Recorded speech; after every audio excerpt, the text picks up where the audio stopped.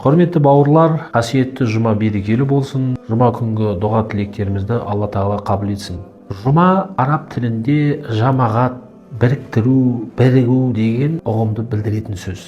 Жұма намазы ер адамдарға парыз. Оның түпкі мәні негізінде жұма намазындағы жұманың хұтпасы. Өйткені Алла тағала фасау иля зикрилля, Алланы еске алуға асығыңдар дейді жұма күні. Алланы еске алу намаз және жұма намазында хұтпа. Өйткені адам бір апта дүниемен басқа да Алланы еске түсірмейтін, Алладан алыстатып жаратушымыздан жырақтататын жұмыстармен көп айналысып кетуі мүмкін.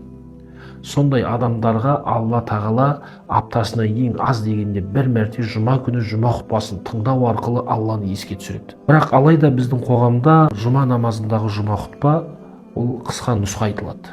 Оның орнына міндеттелмеген жұманың алдында имамдар уағыз айтады. Әрине оған көпшілігі қатыса бермейді.